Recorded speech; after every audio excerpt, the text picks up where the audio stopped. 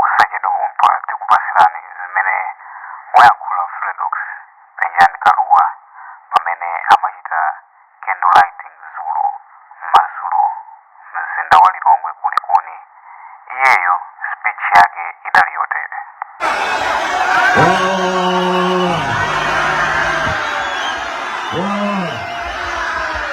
Osaopa, osafoka,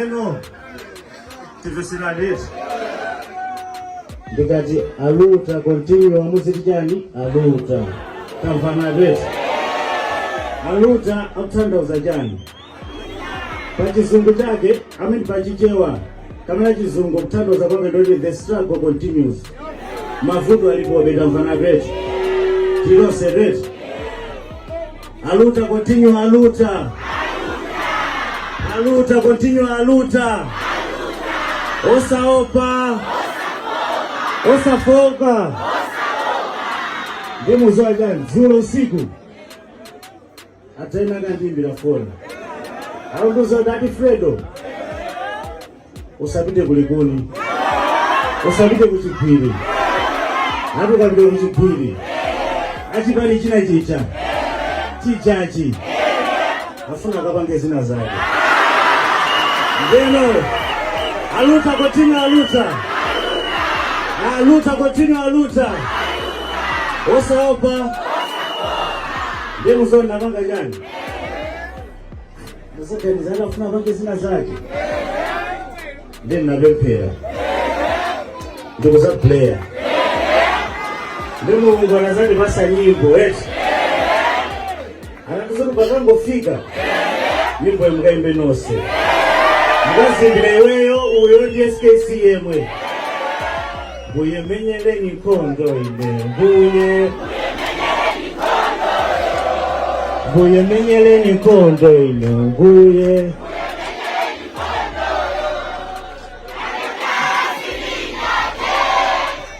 ngana ndisata alindizida zowoka mbuye menyele nikondo mbuye menyele nikondo ine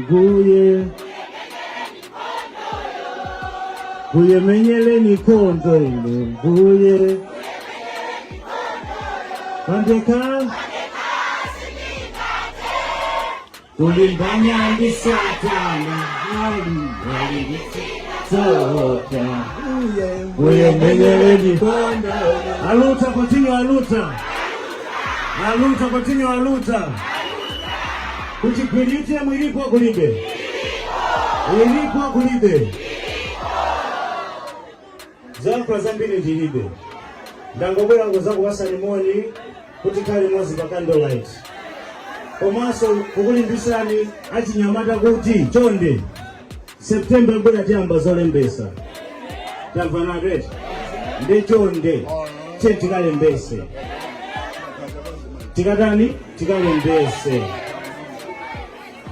mkwiyo wathu ulemu wathu pa SKC pa UTM tiwonesa tikazavota tamvanapeti chonde zikayamba zolembesa anyamata ambiri amakondona kuti sitimalembesa anyamata samavota chaka chino chokha tiyesese tikalembese tivoti tamvanapeti lero lizoyankhula zambiri ine ndilibe ine nangubwera kuti ndikupasani moni ndikhale nawo pa programu iyi ndiyeni yake zikomo kwambiri. Lero tonse tikunena kuti chifukwa cha mbendera iyi Malawi muno mukhalanso mtendere, Malawi muno sitiopa ndipo ngati titafe tilapa chifukwa cha mbendera imeneyi sitikukuopani sitifuka ndife Malawi anatilanga ni Mulungu mbendera yathu ndi imeneyi.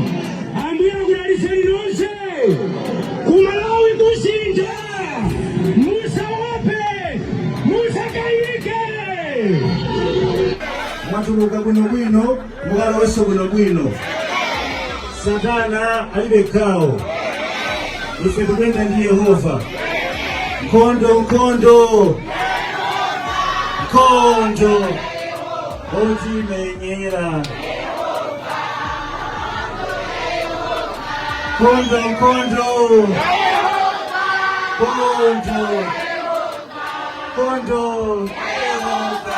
kondo otimenyera otimenyera usauka kuchoka panopa kuzafika chaka cha mawa tidusa muzopinja tidusa mumubingilima ukhala ma challenges hati tukwana koma seche ndi ndani Yehova olenga lero imbani mapemphero anthu ono amene ali apawa apemphera alira nthawi yayitali amasuleni ndikuwachotsa mu ukapolo wa Satana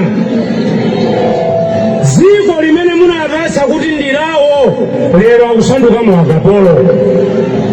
Tichotsereni ululu, tichotsereni nkhawa, tichotsereni mantha chifukwa inu amene munatipasa dziko lino la Malawi. Sife amphawi, sife akapolo a munthu wina aliyense, koma ndife anthu anu amene munatilenga m'chifanizo chanu, mutipasa dziko lino la Malawi kuti tizisangalalamo. Chotsani nkhawa pa mtundu wa Malawi, imvani mapemphero wawo. Lero tikuliperekanso dziko lino la Malawi m'manja mwanu kuti mapemphero kulira kusala kumene wachita mtundu wa Malawi inu nokha muyankhe mapemphero amenewo. Pamene tikumaliza pano ndibwereze mawu onena kuti ngakhale mdima ungakule chotani kucha ndithu, ngakhale tingaone zowawa zotani ulemerero ukubwera. Inu nonse muli apo musaope, musafowoke, mukhale chikhulupiriro chifukwa zonse zimene zikuchitika lero kumwambako analemba kale kuti kuno ku Malawi tsiku la lero tizakhala pachitana kaka, ndipo chifukwa tonsefe timayimirira mbendera iyi. Lero tonse tikunena kuti chifukwa cha mbendera iyi Malawi muno mukhalanso mtendere, Malawi muno sitiopa, ndipo ngati titafe tilafa chifukwa cha mbendera iyi. Sitikukuopani, sitifowoka, ndife Malawi anatilanga ndi Mulungu, mbendera yathu ndi imeneyi. Ambuye akudalitseni nonse, ku Malawi kusinthe, musaope, musakayike. osaopa osafoka ndemozi wa jani mwamona kandolo uyu mwayona sale ATM yo paliso kandolo siyonje ndemozi wa jani chaka cha mawa September pa ballot paper pazakhalaso jani ndeka ngati we umaifira UTM zakajonga pakandolo tamvana twete ngati umakadana ndi UTM zangu kathethaso mkati mwa kaboksi kakandolo tamvana twete. Osaopa osaopa mzimu wa PNSKC Uncle Lucius Madam Shanino ndena onse otse mutendere mukamabwerera m'manyumba mwanu Mulungu akhale nanu. Aliyense ukamayenda uyende ndi mzimu wa Mulungu, mwatuluka bwinobwino mukalowenso bwinobwino. Satana alibe gawo, ife tikuyenda ndi Yehova. Nkhondo nkhondo nkhondo otimenyera, nkhondo nkhondo nkhondo nkhondo nkhondo otimenyera otimenyera.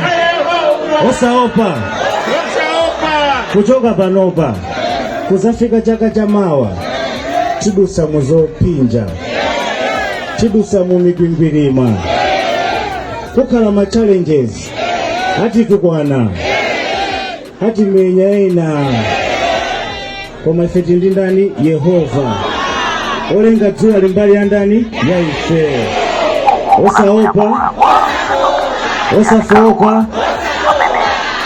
Mungu akudalise mzikoni.